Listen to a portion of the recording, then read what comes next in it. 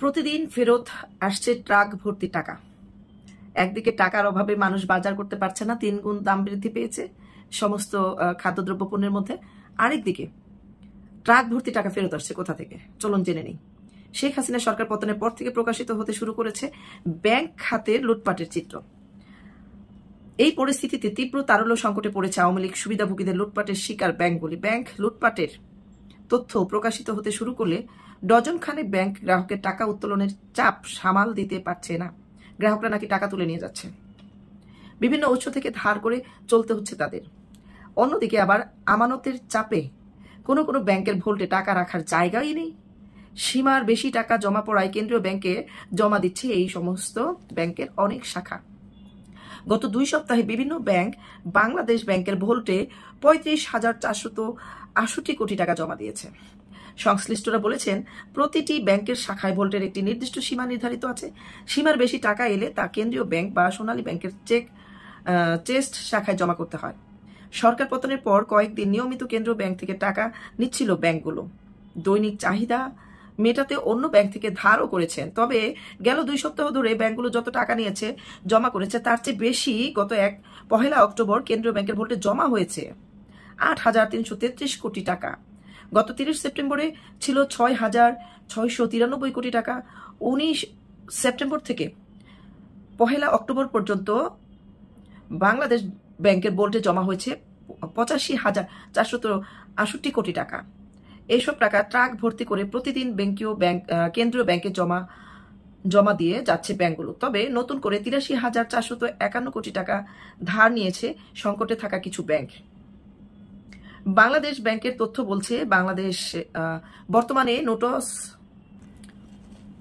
Notes in circulation বা প্রচলনে থাকা টাকার পরিমাণ কমে গত 3 অক্টোবর 3,10,000 কোটিতে নামে। গত 15 আগস্ট তা ছিল 3,22,061 কোটি টাকা। ছাত্র জনতার আন্দোলনকে কেন্দ্র করে টাকা উত্তোলনের চাপ বেড়েছিল ব্যাংকে, তাই ওই সময় মানুষের হাতে টাকার পরিমাণ বেড়েছিল, সেটি আবার ব্যাংকিং চ্যানেলে ফেরত আসতে শুরু হয়েছে। সাধারণ নোটস ইন সার্কুলেশন বা মানুষের হাতে প্রচলিত টাকার পরিমাণ থাকে 2,80,000 থেকে 90,000 কোটি টাকা। ব্যাংকের উপর আস্থা ধীরে ধীরে বাড়লে টাকা আরো ফেরত আসবে বলে জানিয়েছেন কেন্দ্রীয় ব্যাংকের একজন ঊর্ধ্বতন কর্মকর্তা। বাংলাদেশ ব্যাংকের কর্মকর্তারা জানান, সার্কুলেশনে থাকা নোটের মধ্যে দৈনন্দিন চাহিদা মেটাতে সারা দেশে 11,000 মতো ব্যাংক শাখার ভোল্টে 16 থেকে 20,000 কোটি টাকার মতো জমা থাকে। সার্কুলেশন থাকা বাকি টাকা রয়েছে নাগরিকদের পকেটে, ঘরের আলমারিতে, সিন্ধুকে কিংবা ব্যবসা প্রতিষ্ঠানে। জানা গেছে, দুর্নীতি সহ বিভিন্ন উপায়ে অর্জিত অর্থ নানা উপায়ে ঘরে রেখেছিলেন মানুষ। তবে সরকার পরিবর্তনের পর তাদের বেশিরভাগ পলাতক ঘরে টাকা রেখে তাদের কেউ কেউ বর্তমানে বিপদে আছেন। ফলে নিরাপদ বোধ না করা বিভিন্ন উপায়ে তারা ভালো ব্যাংকে টাকা জমা রাখছেন। আবার সরকার পতনের পর থেকে বড় অঙ্কের নগদ টাকা তুলতে পারছেন না মানুষ। এর কারণ, সরকার পতনের প্রথম সপ্তাহে দিনে সর্বোচ্চ 1 লাখ, দ্বিতীয় সপ্তাহে 2 লাখ এবং তৃতীয় সপ্তাহে 3 লাখ টাকা নগদ উত্তোলনের সীমা বেঁধে দেওয়া হয়। এখন অবশ্য সেই সীমা তুলে নেওয়া হয়েছে। তারপরেও সমস্যাগ্রস্ত ব্যাংক থেকে অনেকে বড় অঙ্কের আমানত তুলতে পারছে না। বিশেষ করে ফার্স্ট সিকিউরিটি, ইসলামী, সোশ্যাল ইসলামী, গ্লোবাল ইসলামী, বাংলাদেশ কমার্স ইউনিয়ন ব্যাংকের বিপুল অঙ্কের পে অর্ডার নগদায়নের অপেক্ষায় রয়েছে। সম্প্রতি এক সংবাদ সম্মেলনে বাংলাদেশের ব্যাংকের governor doctor Ahsan H Mansur বলেন, কেন্দ্রীয় ব্যাংক আগের মতো টাকা ছাপিয়ে তারল্য সহায়তা দেবে না, তবে ব্যাংকগুলো আন্তঃব্যাংক মুদ্রা সরবরাহের মাধ্যমে এই সহায়তা নিতে পারে।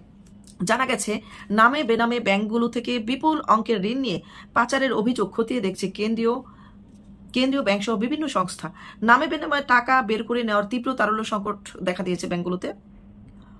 বাংলাদেশ ব্যাংকের সংশ্লিষ্ট একজন কর্মকর্তা জানান, অনিয়ম ও দুর্নীতির কারণে যেসব ব্যাংক দুর্বল হয়ে পড়েছে সেগুলো বাংলাদেশের ব্যাংক বিশেষ ব্যবস্থা তারল্য সহায়তা দিতে যাচ্ছে। এরই মধ্যে যেসব ব্যাংকের পরিচালনা পর্ষদ পরিবর্তন করা হয়েছে, তবে তারল্য সংকটের কারণে ক্ষুদ্র আমানতকারীরা আতঙ্কিত হয়ে টাকার জন্য ব্যাংকগুলোতে যাচ্ছেন। টাকা না পাওয়ায় অনেক অপ্রীতিকর ঘটনাও ঘটছে। এমন পরিস্থিতি বিবেচনায় ব্যাংকগুলো তারল্য সহায়তা দেওয়ার উদ্যোগ নেয় কেন্দ্রীয় ব্যাংক।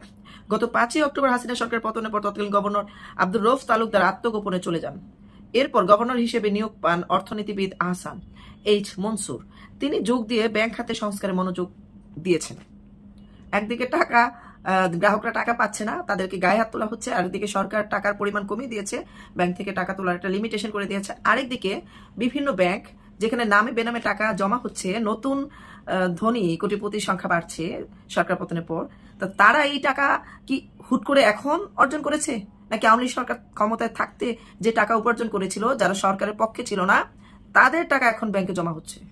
আপনারাই এটা বিবেচনা করে দেখবেন।